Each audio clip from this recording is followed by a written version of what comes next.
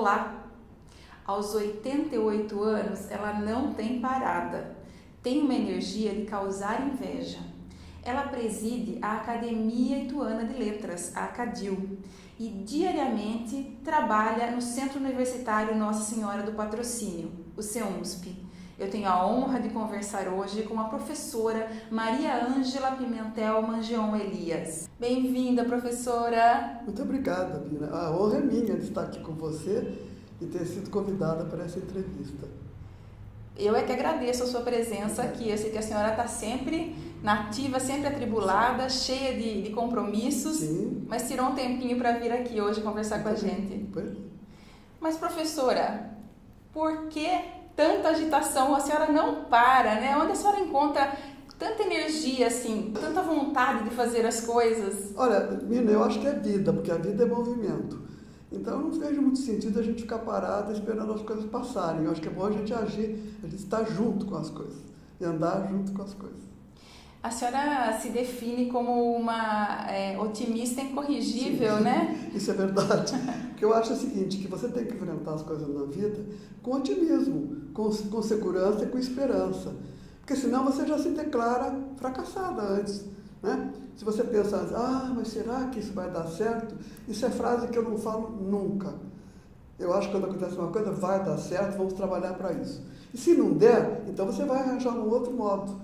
Mas sempre achando que as coisas vão dar certo. E, professora, apesar da senhora ter vivido a maior parte da sua vida em Itu, né? A senhora não nasceu em Itu, né? Não, eu nasci numa cidade muito boa que chama Amparo, perto de Campinas, perto de Serra Negra, né? Papai tinha uma fazenda entre Amparo e Serra Negra. Eu não nasci na fazenda, eu nasci em Amparo mesmo. E lá eu fiquei até mais ou menos, um pouquinho menos de 9 anos. E depois nós mudamos para Campinas porque nós éramos 4 filhos, né? 2 rapazes e 2 moças. E naquele tempo as cidades não tinham continuação do estudo. Então, nós mudamos para Campinas e foi em Campinas que eu fiz todos os meus estudos. Entrei no quarto ano chamava-se grupo escolar, né? Era o grupo escolar anexo à Escola Normal Carlos Gomes, onde eu fiz o quarto ano. E depois eu entrei no ginásio Culto à Ciência, famosíssimo. Uma escola muito boa de Campinas. E depois, você imagina que quando eu saí, eu sou do tempo antigo, então eu fiz 5ª série, o ginásio tinha 5 anos, e a gente recebia um diploma chamado Bacharel em Ciências e Letras. Estudava tudo que uma faculdade equivalia a um diploma de faculdade. Do ginasial? Era ginasial. Ginasial, Ginásio Estadual Culto à Ciência. Você recebeu o diploma de bacharel em Ciências e Letras. E eu fui da última turma, que fazia 5 anos. Depois começaram os colegiais. No tempo meu não tinha. Então eu saí do 5º ano e já prestei vestibular para a faculdade. Qual faculdade? A Faculdade de Filosofia, Ciências e Letras de Campinas, que estava sendo inaugurada. Eu sou da primeira turma. Que hoje é a da PUC de Campinas, que naquele Camp. tempo não era PUC. Era a Faculdade de Filosofia, Ciências e Letras de Campinas, que foi fundada pelo Monsenhor José Salim. E por que eu fiz lá? Porque eu falei para o meu pai que eu queria ser professora de ginásio. E em Campinas não tinha. Tinha a Escola Normal Carlos Gomes. E o papai falou, não, minha filha não vai para São Paulo. Se você quiser, estão dizendo que vai ter uma faculdade aí, se você quiser, você faz aqui. Faz por aqui mesmo. Então eu saí da 5ª série e já fiz. Naquele tempo, quer dizer, não é que naquele tempo, hoje também se obedece os pais, mas a gente obedecia mais.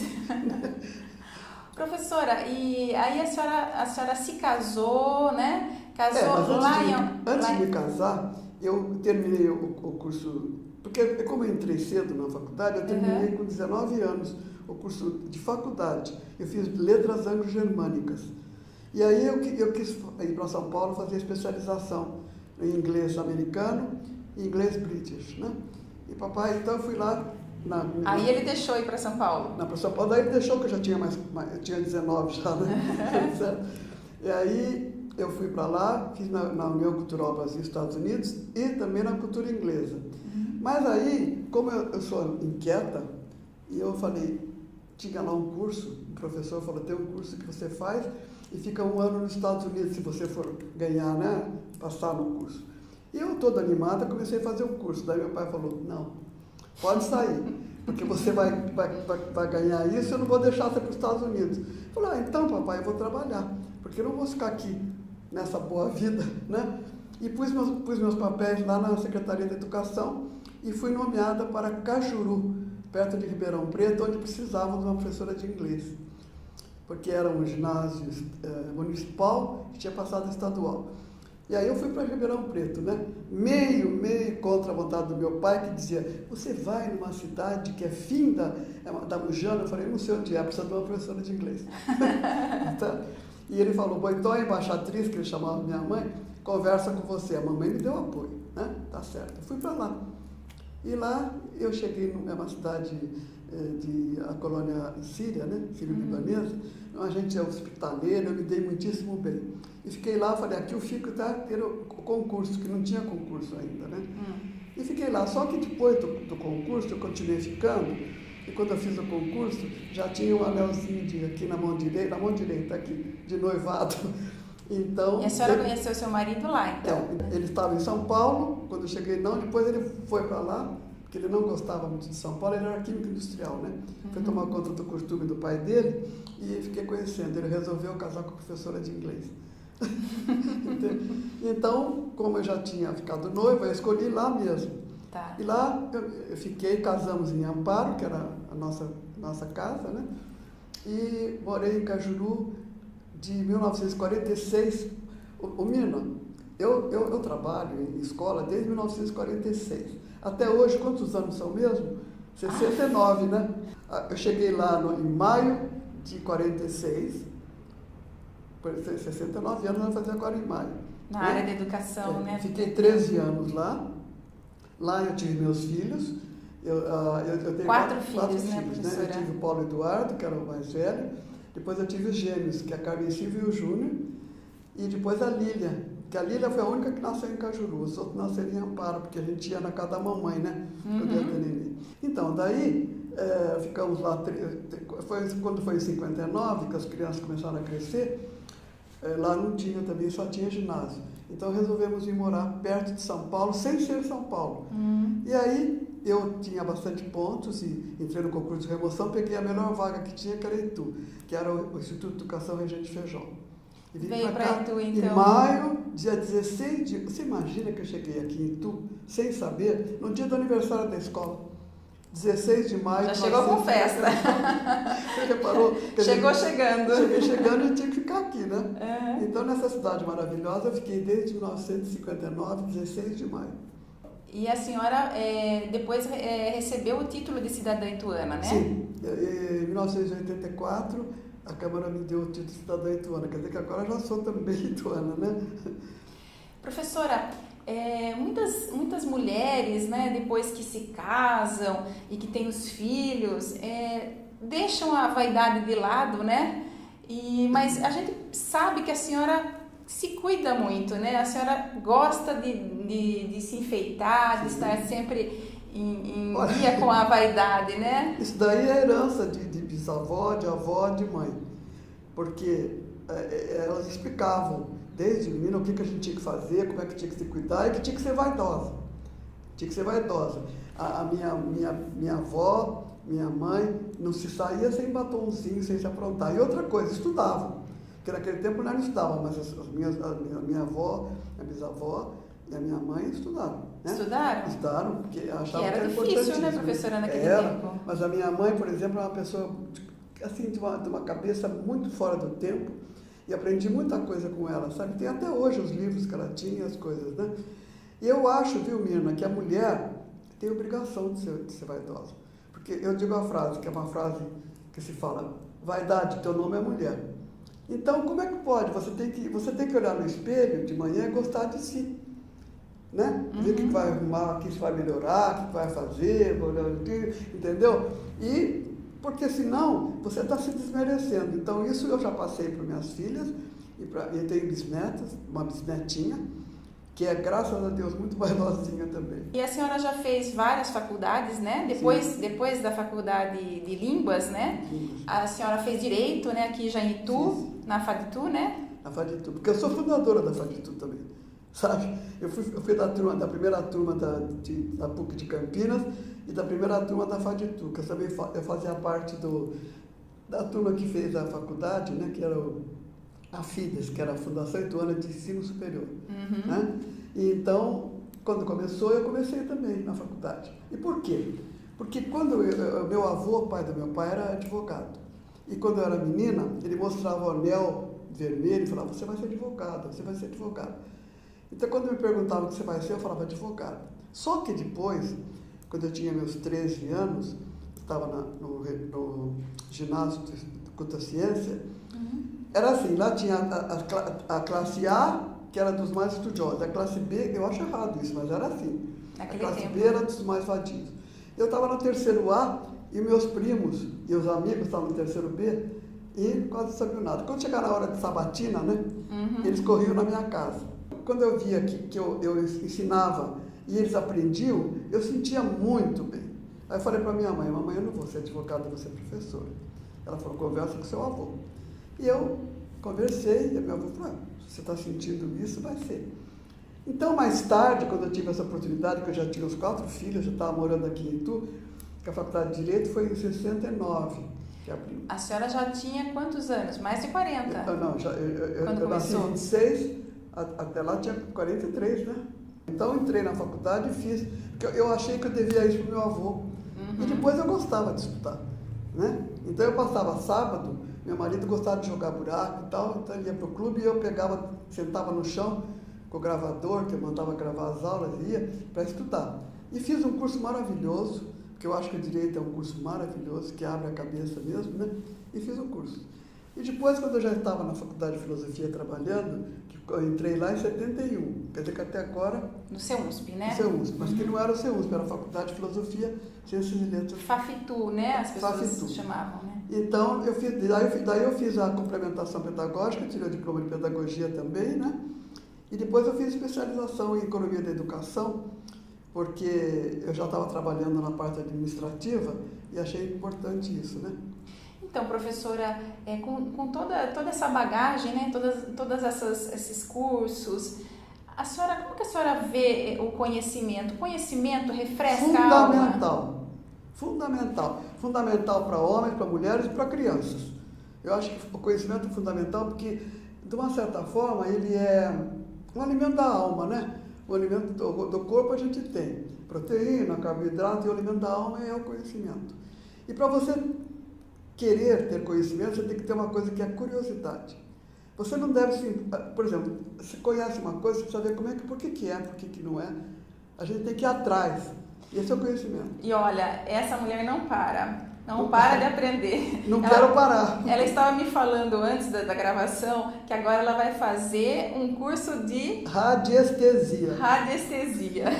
Que eu vi E olha o detalhe, pela internet. Que muitas pessoas com a idade da professora não querem nem saber de mexer com computador, com internet, rede social. Eu acho assim, a gente tem a obrigação de não ser analfabeta. A gente tem que fazer alguma coisa para não ser analfabeta. Eu acho que quando começou essa era, né, da eletrônica e internet, você tem que estar dentro, senão você fica analfabeta. Falei para a Mirna que eu me senti analfabeta uma vez na vida, quando eu estive na década de 80, num congresso de educação na Ásia, em Seul. E eu andando naquela cidade maravilhosa, aquela coisa que foi muito boa, esse congresso. Você via aqueles cartazes, eu não entendi o que era aquilo. Eu falei, mas não é possível. Agora, todo mundo falava inglês e tal, tudo bem. Mas acontece que eu queria ler os cartazes e tal, né? Aí comecei a estudar um pouquinho de coreano, mas depois fiquei pouco tempo lá e vim embora. Mas você sabe que é importante a gente não querer ser analfabeta. A gente não tem esse direito. Professora, vamos falar um pouquinho então da sua do período em que a senhora esteve assim, começou no CEUSP, né? Sim. Que a senhora foi para o CEUSP, foi lá para a direção, depois... Então, por que eu entrei no CEUSP? Porque quando as irmãs, eu era muito amiga das irmãs de São José, que as minhas filhas, a Carmen Silvia e a Lília, estudavam no Colégio de Patrocínio. Paulo Eduardo Júnior, no Regente Feijó, né? O colégio ainda estava lá. E as irmãs iam fechar o colégio, e eu conversava muito com elas, eu era muito amiga da Madre Imaculada, que era a provincial, e elas explicaram que elas precisavam vender, não era muito por causa de dinheiro, mas porque elas não tinham se preparado. As irmãs não tinham, algumas só que eram formadas. Era difícil para trabalhar com leigos. Então elas iam passar a faculdade. E passaram para o pessoal de São Paulo, que veio de São Paulo, né? Que era o professor Rubens Zanganuzzi, com a família dele e a equipe dele. E elas queriam uma pessoa, eles queriam uma pessoa, perguntaram para a irmã se ela podia indicar uma pessoa que conhecesse a cidade, que pudesse servir de relações, tipo assim, né? Então elas me indicaram e eu então entrei para trabalhar em 71, desde janeiro de 71. A senhora passou por todo aquele período de transformação da faculdade de filosofia para centro universitário, mas né? Então, porque a ideia do professor Rubens, porque ele era um educador nato, né? E eu trabalhei lá desde 71 e trabalho até hoje, porque eu tive assim, a sorte mesmo de trabalhar com um educador nato, né? Com uma pessoa que tinha ideal de educar. Então, a gente ajudou a realizar esse ideal de educação, né? Que ele queria uma universidade e chegamos lá, né? A senhora foi pró-reitora por muitos anos, primeiro né? 10 anos. Quando eu comecei em 71, eu era vice-diretora da faculdade. Depois nós íamos a Brasília, conseguimos os cursos, tivemos a faculdade de Ciências Gerenciais e também vice-diretora. E quando nós tivemos o centro universitário, eu fiquei pró-reitora acadêmica, né? Quero montar os cursos, aquele negócio. Fiquei mais de 10 anos. E agora, professora? Então, e agora eu estou como assessora do Grande Chanceler do Centro Universitário Nossa Senhora do Patrocínio de Itu e Salto, né? Professor Rubens Zanganuzzi Filho. O reitor atualmente é o irmão dele, professor Estevão Zanganuzzi. Professora, vamos falar então agora um pouco da academia. Outra coisa que eu faço, né? Porque, olha, mais uma atividade. Mais ela falou, né? Não, uma professora, primeiro filha, né? Depois professora, depois mãe, depois avó, bisavó, agora presidente da CADIL. Da CADIL, que a senhora inclusive foi membro fundadora, né? Sou membro fundadora. A CADIL já tem 22 anos, né? Ela nasceu em 1992? 92. Professora, quem é o patrono da sua cadeira? Então, a minha cadeira é de número 17, e eu escolhi como patrona Olívia Sebastiana da Silva, que foi uma escritora, historiadora, irmã da Madre Jacinta da Silva, que foi uma diretora da faculdade, você lembra? Lembra que ela andava, a gente chamava a dobradinha, que era sempre a irmã Madre Jacinta com a irmã Ana de São José Camargo Barros, que elas tomavam conta justamente do processo de canonização da Madre Teodora, né? Eu fui convidado para ser presidente pelos meus confrades e confreiras, e eu disse, olha, vocês vão me aguentar, porque olha, estamos lutando muito bem, a CADIL vai indo muito bem, faz muita atividade, né? Nós tivemos agora, dia 25, que foi sábado, o lançamento do concurso literário para as escolas, para o ensino básico das escolas de Itu. Então foi uma parceria com o Museu Republicano, nós tivemos também uma palestra, sempre faço uma palestra, e depois aqui o objetivo principal da reunião. Foi muito bom, foi tudo muito bem. E eu acho que a academia é isso, ela tem que abrir. Nós fazemos muitas reuniões abertas ao público, né? E você deve ter recebido alguns convites nossos também. Sim, né? Recebi. Professora, quantas cadeiras ocupadas hoje? Então, as cadeiras formadas foram 40. Nós temos agora 32 cadeiras ocupadas, mas alguns estão em licença, por motivo de saúde.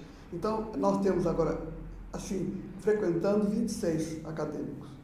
E quem é que ajuda na direção da CADIL hoje? Eu tenho minha equipe, né, a diretoria.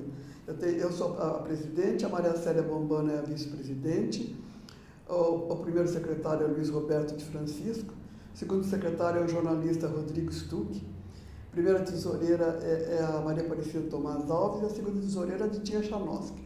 E depois eu tenho um conselho, que tem a doutora Maria Lúcia Marise Dias Caselli, né? o jornalista também Jerônimo Bernardo de Campos, e um advogado também nosso confrade, que é o doutor Nelson Koiransky, que mora em São Paulo, mas tem casa aqui em Itu. Time de peso, hein, professora? Então eu tenho 6 e 3, 9. Nós somos 9 pessoas e temos os outros confrades que dão toda a sua colaboração, né? Agora, para encerrar, né, que a conversa tá boa, mas né, chega uma hora que a gente tem que encerrar, eu queria que a senhora deixasse um recado, uma pessoa de 88 anos, né, que... Olha, 88, vou fazer em junho 89, estou preparando o meu aniversário de 90, viu? Olha aí, sempre com festa, né, professora? Então, uma pessoa de 88 anos, com essa atividade toda, é admirável, professora. Então, eu queria que a senhora deixasse um recado para as pessoas aí que estão, assim, tristinhas, que estão, assim, vacilando, né? Um recado de otimismo, dessa otimista e incorrigível que a senhora é. Eu acho importante você nunca dizer uma frase, será que vai dar certo? Isso é frase que não se fala. A gente tem que achar que tudo vai dar certo e tudo você vai resolver. Por quê? Todas as pessoas têm seus problemas, seus desgostos, suas tristezas. Só que você tem que pensar assim, se aquilo veio para mim, é porque Deus vai me dar coragem, vai me dar força para eu enfrentar. Então vamos enfrentar. Então quando uma coisa não deu aquilo que você pensava, não fica aborrecida. Fala como fazer para enfrentar isso. E enfrenta. E vai em frente. Porque a vida é movimento. Professora, muito obrigada pela sua presença aqui. Olha, parabéns pela sua energia, pelo assim, esse encantamento que a senhora tem pela vida. Parabéns mesmo. A vida é um dom inestimável que a gente tem que agradecer, agradecer e agradecer. E por isso estou agradecendo também por você ter dado essa oportunidade de estar aqui com você e com seus ouvintes. Imagina, professora, eu é que agradeço, viu? Muito obrigada. Obrigado, parabéns. Obrigado. E obrigada a você que acompanha aqui o Lado a Lado. Se você gosta, curta, comente, dê um like, inscreva-se no nosso canal, curta também pelo Facebook. Se você quer me escrever, é ladoaladocommina@uol.com.br. Beijo e até o próximo!